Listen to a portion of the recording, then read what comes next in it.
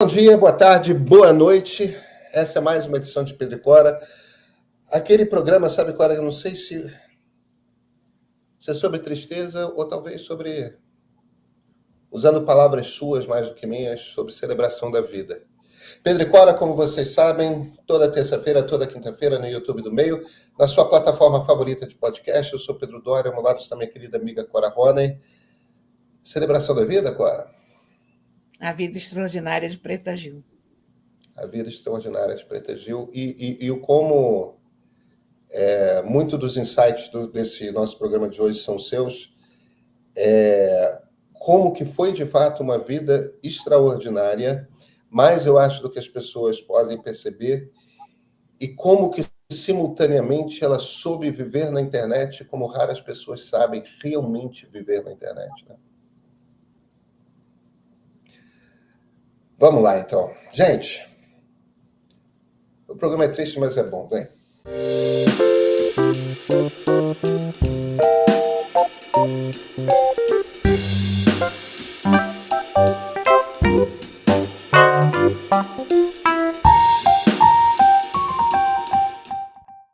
Início de semana meio triste esse, né, Cora?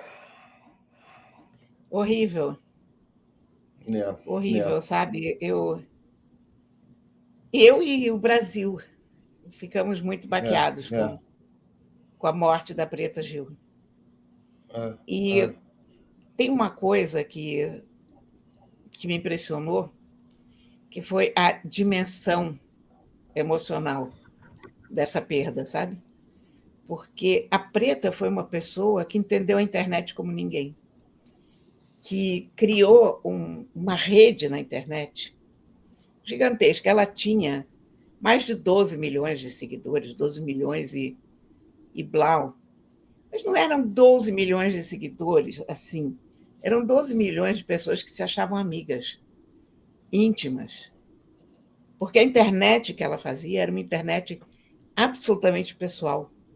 E eu acho, aliás, que isso teve uma importância que a gente ainda não conseguiu avaliar completamente, mas a coragem com que a Preta enfrentou a doença e falou do câncer e mostrou o que estava acontecendo com ela. E eu acho que não tem como a gente, sabe, avaliar a importância disso, porque a quantidade de pessoas que se esconde porque tem uma cicatriz, que sofre uma consequência do câncer, fica para baixo, os que têm bolsa de colostomia que não falam nisso de jeito nenhum. E ela normalizou uma coisa que, afinal, é normal. E que ninguém tem por que esconder ou por que se envergonhar, porque é a condição humana. Então, acho que ela fez um bem gigantesco. E a internet refletiu esse amor todo que ela teve por todo mundo e essa coragem que ela teve, sabe, de familiarizar a gente com o que nós somos, imperfeitos, humanos.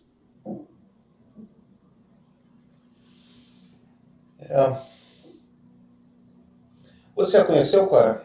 Eu conheci. Ela não era da minha geração, ela era uma geração mais nova do que eu, mas tive várias vezes com ela, mas sempre muito divertida, muito engraçada, muito carinhosa, sabe?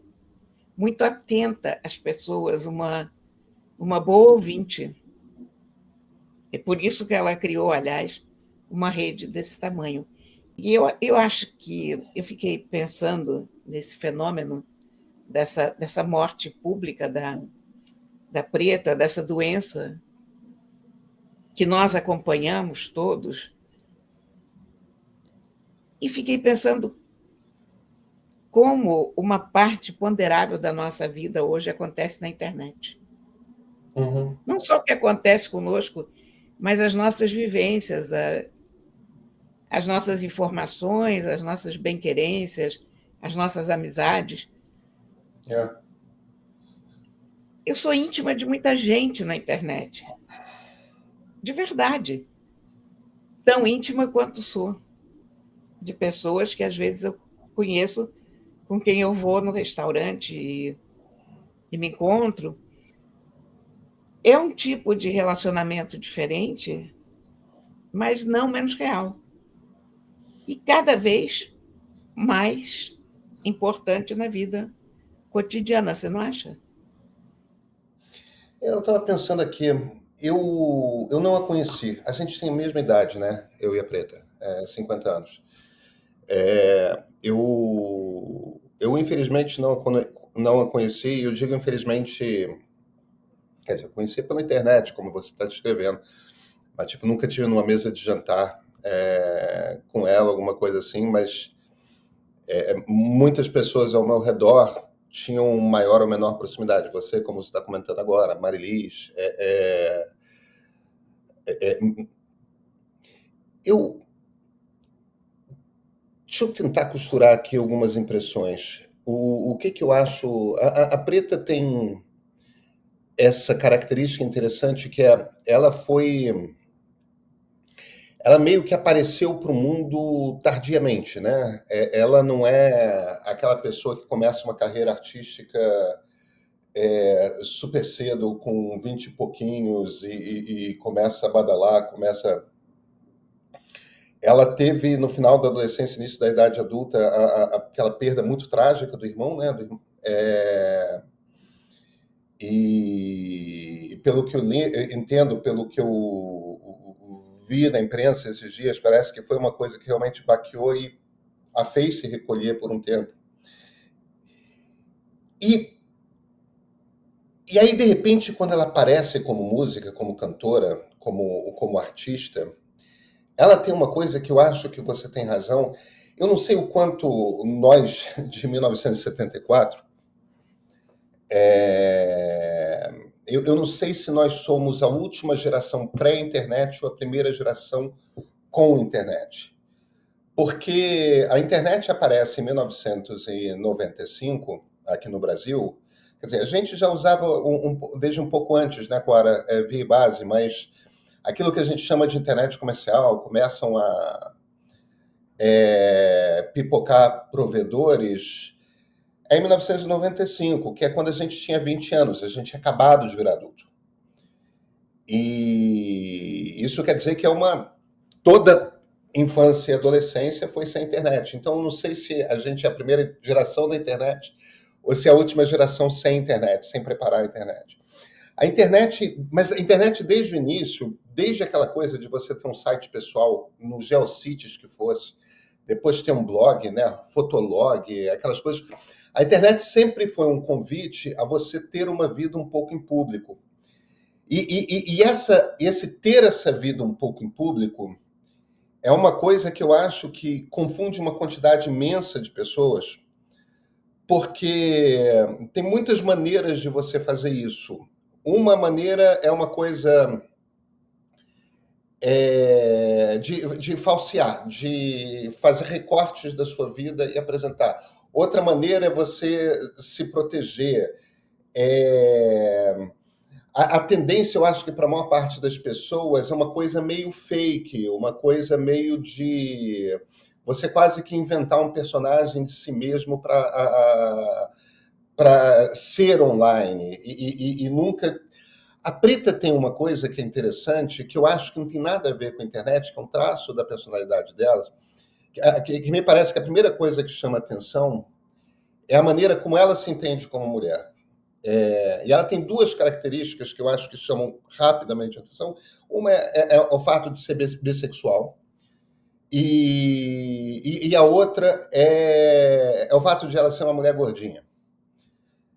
Desculpa, eu estou percebendo o tempo todo que eu estou falando no presente, mas releve. Ela sendo uma mulher gordinha, no Rio de Janeiro, dessa coisa das pessoas sempre meio seminuas à beira da praia, à beira da lagoa, com corpos meio sarados, entendeu? Principalmente as mulheres famosas e artistas têm que ter um corpo bonito, tem que ser meio que malhadas, têm que ser gatas, tem que estar em um determinado padrão. Isso é quase que cobrado. E simplesmente não é o que ela era. E, no entanto, eu não sei, não me parece que tenha sido uma coisa desde o início, não. Eu posso estar errado porque eu não a conheço, só como observador de fora, pela maneira como ela se apresentava online, pela imprensa, etc. Me parece que em algum momento ali nos 30 anos dela, liga uma coisa dela que é o seguinte: eu sou gata, eu sou gostosa, eu sou um tesão. Mas ela, olha, o primeiro disco, CD que ela gravou, a capa era uma foto dela nua. Isso, eu sei. Eu E, lembro perfeitamente. e era gostosíssima e linda, e as pessoas caíram em cima dizendo que ela era gorda. É isso, e no entanto, E aquilo era ela uma coisa assumiu de. isso, sabe? Quer dizer, Esse é o ponto, acho que tanto na questão da bissexualidade dela, quanto na questão do corpo fora do padrão de beleza combinado, em ambos os aspectos, ela simplesmente ela tem algum momento ali que dá um clique, e eu acho que dá um clique com ela jovem ainda, na casa dos 30. Dá um clique nela, que é uma coisa de, por um lado, muita coragem, mas, por outro, um imenso conforto com ser quem se é. Porque isso não é uma coisa trivial. Não sei quantas horas de análise ela precisou para chegar lá, ou se foi uma coisa de que ela simplesmente encontrou por conta própria o conforto na própria pele. Mas eu acho que muito disso que a gente está falando na internet, a respeito de como ela era na internet, como ela entendeu a internet, eu concordo inteiramente com você. Eu acho que começa nesse aspecto dela, tanto quando ela estava falando sobre a sexualidade dela, quando a maneira como ela vestia o próprio corpo. Em ambos os casos, Cora, a coisa tem muito a ver com ela estar muito confortável com quem era. Ela, tipo, eu sou quem eu sou, e eu tô bem como eu sou, e eu tô feliz como eu sou, e eu vou viver a vida sendo exatamente quem eu sou. A partir do momento que você se torna isso, não tem como na internet você ser outra coisa que não quem você é, sabe? não, É, ela, eu acho que algumas palavras que definem a Preta são autenticidade e transparência. é, é. Porque eu acho também que, até certo ponto, depois de um ponto de fama que a Preta atingiu, você se dá conta também que você não tem outra saída. Ou você é como você é, ou você assume quem você é e você é inteiramente transparente, ou você vai sofrer muito tentando viver por trás de uma cortina. Ela era campeã do carnaval, ela era aquela pessoa que pegava um bloco e tinha milhões de pessoas. Então,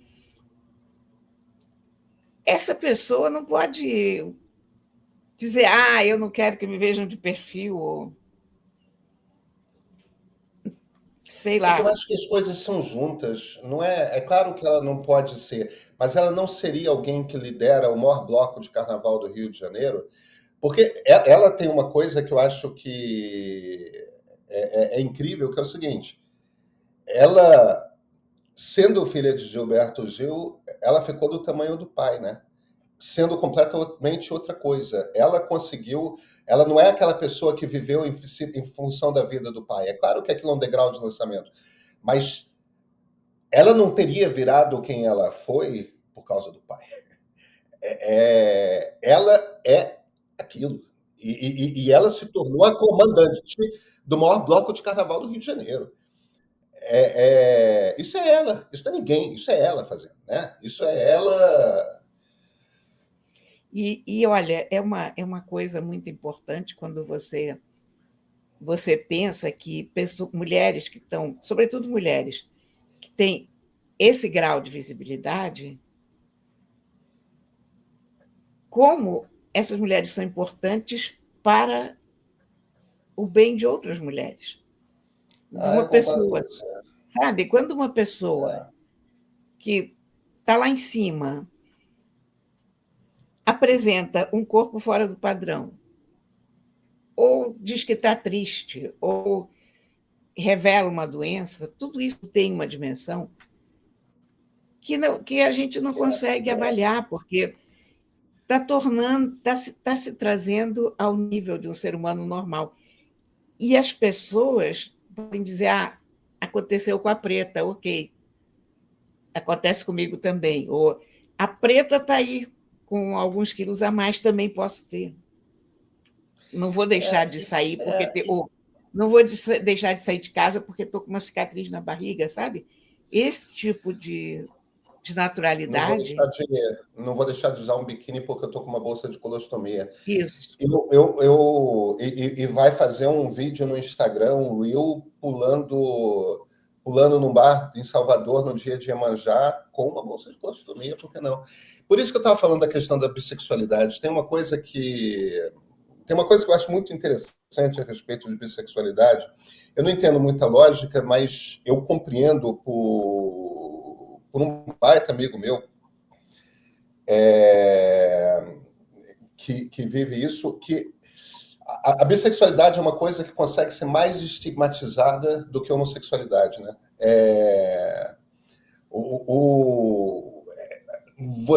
As pessoas olham com uma certa desconfiança, as pessoas olham, acho até que é mais difícil para homens bissexuais do que para mulheres bissexuais.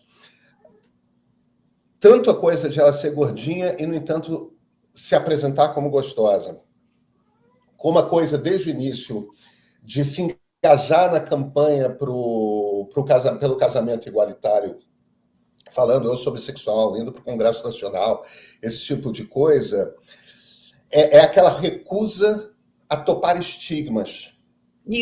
isso. Eu acho que quando você, eu não vou me sentir uma pessoa um pouco diferente na sociedade, não, eu sou absolutamente parte da humanidade, a maneira que eu sou, eu ser uma pessoa extremamente sexualizada, não tem, e aí eu não estou falando de bissexualidade, mas estou falando da coisa, eu posso ser uma pessoa extremamente sexualizada e ter tesão e curtir meu tesão em público, como muitas pessoas curtem, sendo gordinha.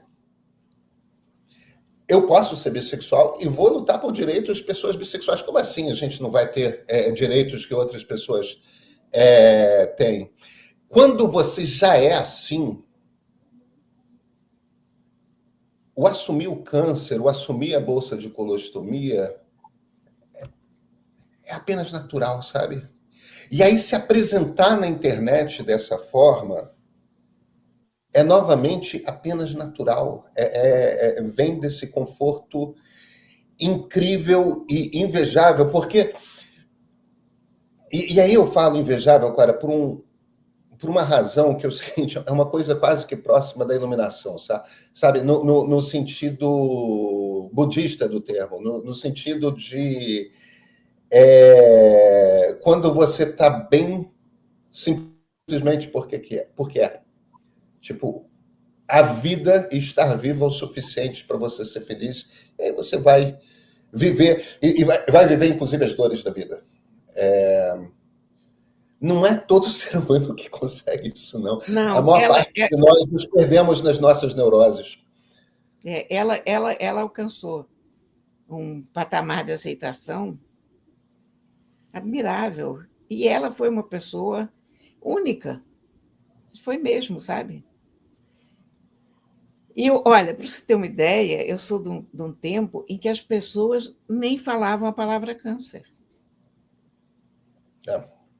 Falavam, estou com aquela doença, ou alguém está com aquela doença. Ela assume.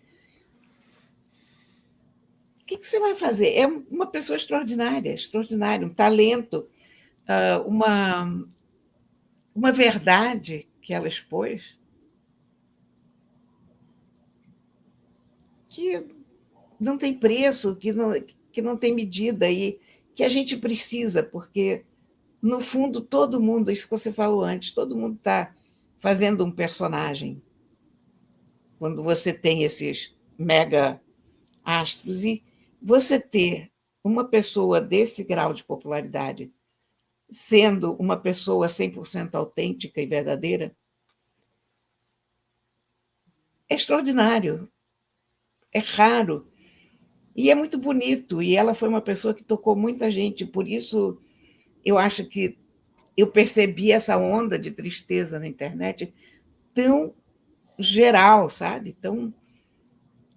Sabe o que é você rolar um Instagram e você não vê outra coisa nem de fotos dela, e as pessoas genuinamente Comovidas. sentidas, porque perderam ali uma pessoa, uma amiga, né?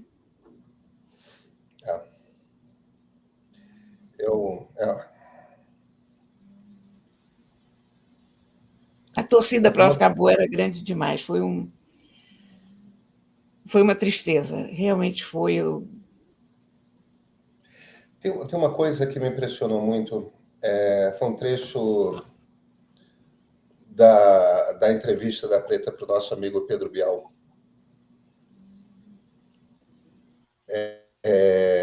que ela conta. Eu tenho a impressão que a entrevista foi dada num daqueles momentos em que parecia que ela ia conseguir. E ela conta de um determinado momento em que o pai dela tem uma conversa com ela, o Gil tem uma conversa com ela, que ele se vira e fala: filha, se tiver muito difícil, se tiver muito ruim, vai.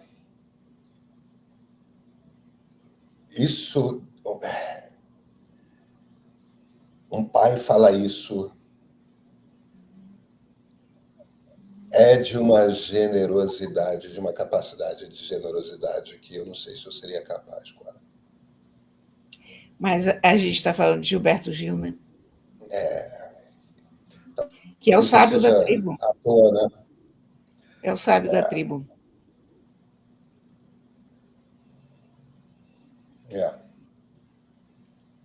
E olha, ninguém lutou tanto para viver quanto essa menina, né?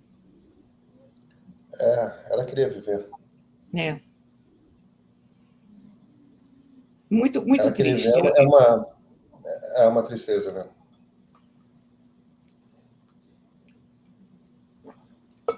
Eu fiquei muito mexido.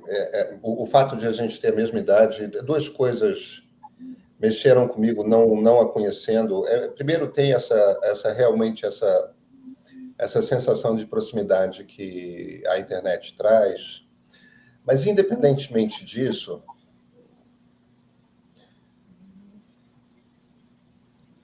minha mãe morreu um pouquinho mais velha, com 56 anos.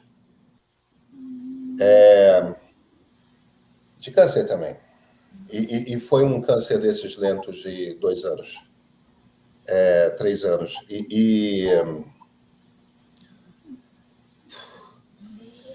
Enfim, é aquela coisa como se tocasse nesses dois aspectos, né? Primeiro, quando alguém da nossa idade morre, é aquela lembrança de que a morte está perto. E aí a coisa da minha mãe também, eu fiquei... Domingo eu fui dormir quieto no meu canto, sabe?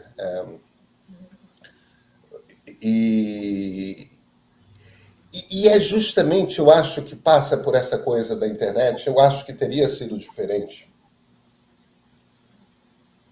se todos nós coletivamente não tivéssemos acompanhado através do Instagram dela cada passo, os momentos de otimismo, os momentos de pessimismo, os momentos de conformismo, os momentos de exuberância, os momentos de...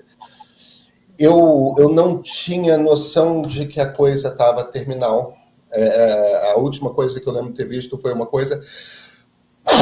Perdão, da Flora comentando que a Preta estava nos Estados Unidos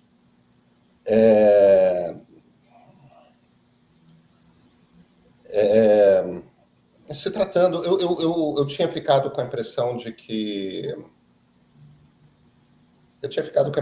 ia dar. Eu acho que todo mundo. E foi muito triste. Foi muito triste. Foi pessoal. É isso que eu queria dizer o tempo todo, sabe? É que o que eu percebi é que foi pessoal para tanta gente. Tanta gente. E como nós hoje somos uma coletividade diferente do que nós éramos há 20 ou 30 anos. De como todos estamos conectados de uma forma que nunca houve.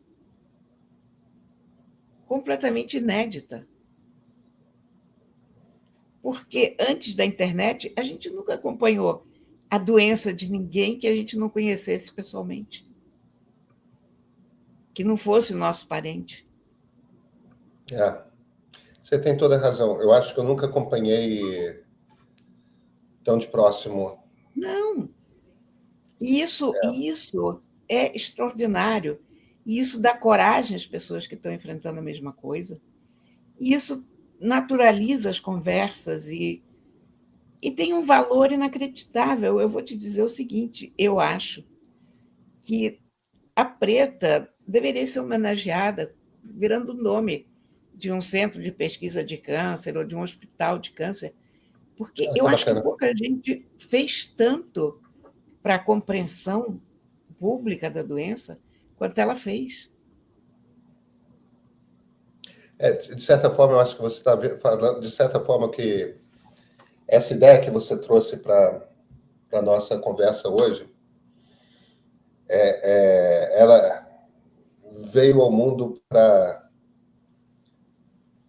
desestigmatizar um bando de gente diferente, as gordinhas, os bissexuais, as pessoas com câncer, as pessoas com bolsa de colostomia, ela veio para tirar estigmas e libertar as pessoas.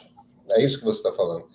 E ela usou da internet, a causa dela na internet foi além da arte dela, né? Dela como artista. A causa dela na internet foi uma celebração da liberdade de ser quem se é, né? É muito bacana isso. É muito bacana. Que grande. Foi uma grande celebração da vida, em suma. É isso mesmo. É isso mesmo. É isso mesmo. Cora, o próximo a gente pode fazer ao vivo, né? Sem ser sem locações. Acho que sim. Você nesse momento, encontra-se? Eu estou em São Paulo. Estou na terra da minha avó paterna, minha segunda cidade favorita no Brasil.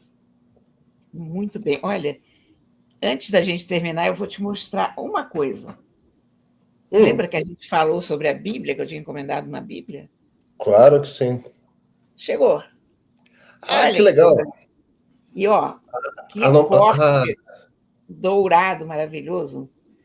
Que capricho. Que sofisticada, hein? Olha aí, tá vendo essa costura na capa? Que espetáculo. E aí, eu ganhei essa. O que é isso? Isso daqui é a Bíblia, a tradução do Novo Mundo da Bíblia Sagrada, das Testemunhas de Jeová. Que legal. Você ganhou de quem? Ganhei de um leitor e vizinho que deixou aqui em casa para mim. E é linda também, coisa olha. Tão simpática, que coisa também tão simpática. Toda com o corte prateado, tá vendo?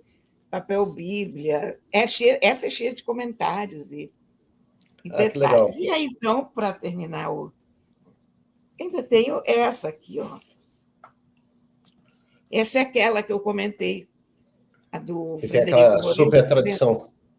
E olha, isso aqui é o 4º volume, tem outros 3, mais ou menos desse tamanho. E tem Essa eu mais acho que eu vou 2. comprar para mim. E ainda tem mais 2. Agora, ó, que lindo, porque isso não é impresso, isso aqui é uma capa, tá vendo? E aí o livro é essa coisa maravilhosa, marmorizada. Que coisa tão linda, que coisa tão Tá linda. vendo? É espetacular essa edição. Ó, que diagramação Qual editora? caprichada. Isso é da Companhia das Letras. Os caras são espetaculares. Isso é uma tradução direto do aramaico, do grego. Ó. Você só vê que a Bíblia aqui pela lombada. Então, você vê que... E eu mandei, como eu não resisti, mandei vir uma igual à tua também. Sabe o que eu esqueci de comentar no nosso programa sobre a Bíblia, mas que fica como recomendação para quem se interessou e tem esse interesse como nós, que, embora não sejamos crentes, crentes que eu digo não no sentido protestante, mas no sentido de aqueles que creem, né? Aqueles que têm fé. Nós que não temos a bênção da fé, tem 2 livros da Bíblia, do Velho Testamento, que são o Gênesis e o Eclesiastes, que são traduzidos pelo Haroldo de Campos, direto do hebraico. Eu tenho o Eclesiastes, estou atrás do Gênesis. Eu te confesso que eu tenho a maior simpatia, mas não gosto particularmente do tipo de poesia que ele e o irmão faziam. Eu acho divertido como proposta, mas não é uma poesia que me toca na sensibilidade, é uma poesia que me toca mais intelectualmente. Agora, a tradução que Haroldo de Campos fez do Eclesiastes é de uma beleza, é de uma sensibilidade, é de uma... que ele tenta... Eu acho que ser concretista ajuda. Ele tenta trazer um pouco do ritmo do hebraico para o português. Então, é uma coisa... eu que não falo hebraico, não leio hebraico, é aquela tradução que tem a intenção de trazer para você um pouco da sensação literária de quem lê no original, sabe? Então, é uma outra maneira de você encarar uma tradução, que é uma tradução que tenta, que olha para o texto bíblico enquanto poesia e tenta nisso trazer um pouco do ritmo. Te jogar... Eu não sei se eu estou sabendo me expressar bem, certamente o Haroldo saberia muito melhor do que eu, mas, cara, é uma preciosidade. É uma preciosidade. É encarar a Bíblia, é um pouco como o Lourenço que você está descrevendo, mas talvez com uma outra pegada, né? É a pegada do poeta. O Lourenço é a tradução mais fidedigna possível. Inclusive, ele escolhe palavras que você não associa necessariamente com aquele versículo e explica que, olha, isso é uma tradução equivocada, porque a palavra original é essa, significa isso, e foi mal interpretado. Então, você tem mesmo o texto mais próximo ao que foi escrito. É um trabalho meticuloso, explicando palavra por palavra da tradução. Você sabe que tem uma coisa curiosa